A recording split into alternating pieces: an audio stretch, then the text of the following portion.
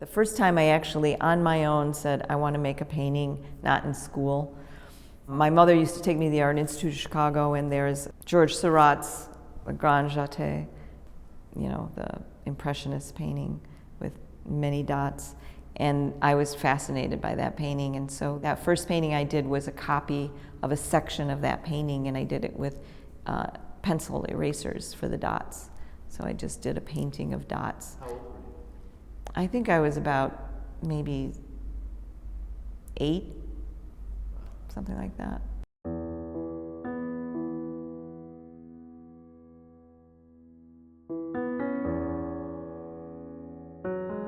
My parents made a big decision to remove themselves from the Armenian community and move into a community where we were virtually the only Armenian family in the community. When I was in high school, there were 2 families in the town. And there were families that spoke Armenian, and we were kind of the family that didn't speak Armenian because my parents had the misguided thought that we wouldn't learn English well, so it was their secret language. I grew up in a garden. My mother's father was this beautiful man. His name was Abram, and he planted fruit trees that were from Armenia all over our yard. Even if they couldn't even survive Chicago winters, we had peach, apricot, and he would sit out and smoke in the garden all night long, and I would watch him from my bedroom window. When I had young children and we moved into a house, I had a garden.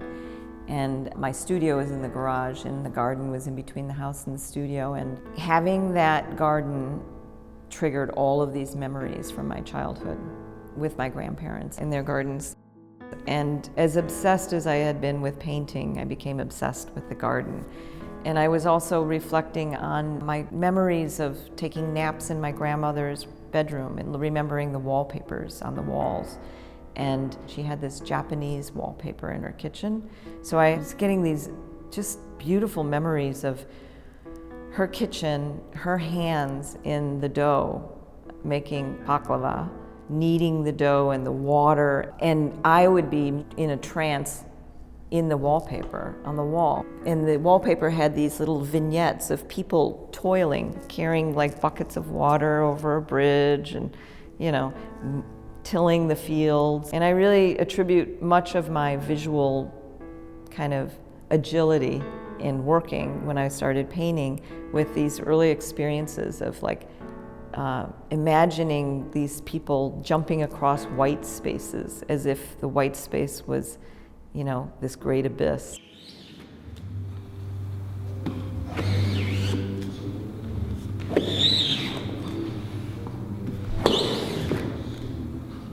Even as a little kid, I had no qualms about making a thing that didn't look like anything else.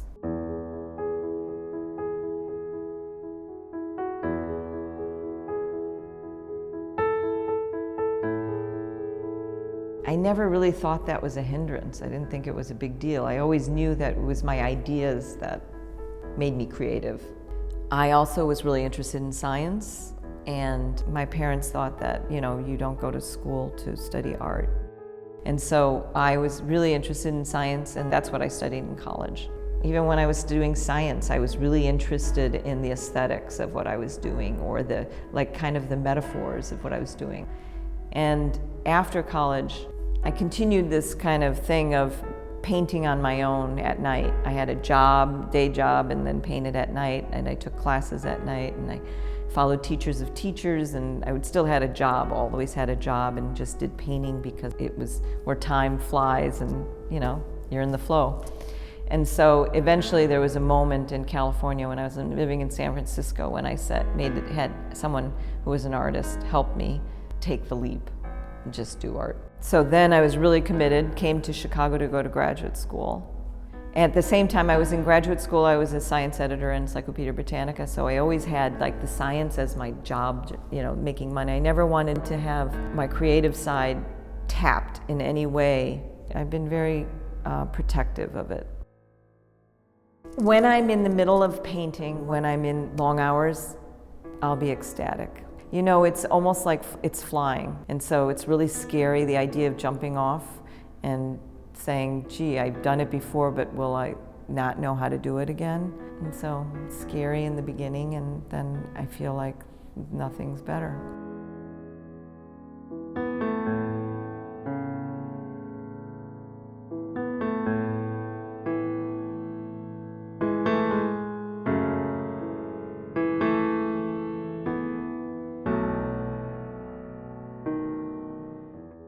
I never really wanted to make my work about being Armenian. When I thought of this project, I don't know how it got in my head, but I immediately thought about Guernica. Guernica was the first aerial bombing of civilian population purely for the purpose of terrorizing innocent civilians. It had certain import when Picasso made Guernica because he was so outraged, but people know about Guernica and remember it and know about the events because of that painting. And so I think somewhere in my mind I was thinking, people don't know about the Armenian genocide.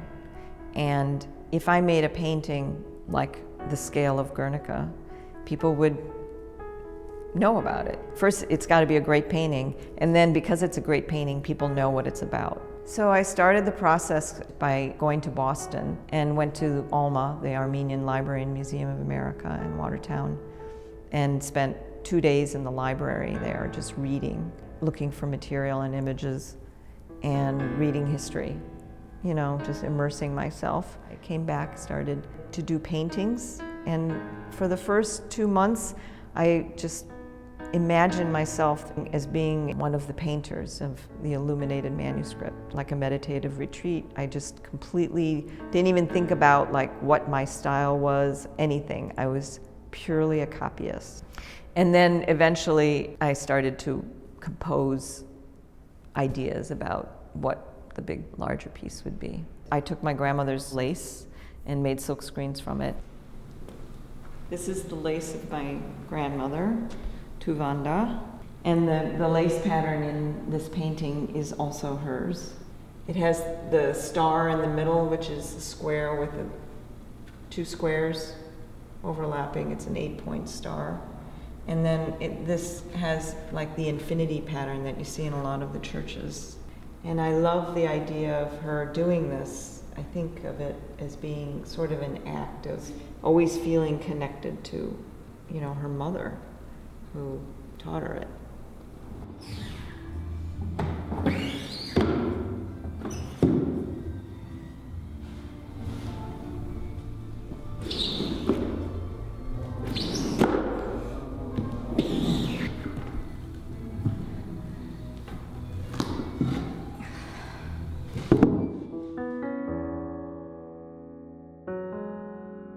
I think it started because I said, I'm the person in my family who learned how to do the cooking, who plunged into, the visuals and the stories, and also I think carried a lot of the emotion of what happened. I kept thinking that I had to keep it personal in order for me to feel like I had a foot to stand on. I'm learning and I'm working with things that I've learned anew, things that I know deep in my bones, and I can't help but reflect on how this will be viewed by others.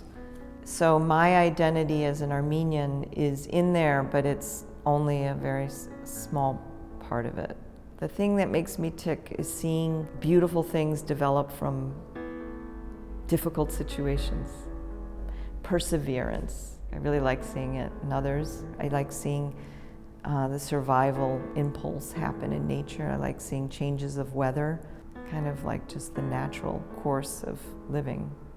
I've always said I was Armenian when I was a little girl. I mean, I was just raised that way.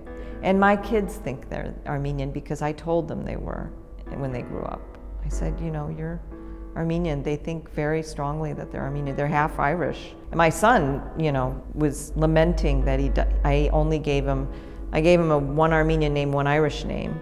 So my daughter, Sima, has first name Armenian. Sima is not a common Armenian name, and second name is Irish. And then my son is Liam, first name Irish, and second name is Kazar. But his full name is Liam Cunningham, and he's thinking of changing his name to Liam Kazar because he wants to have the Armenian.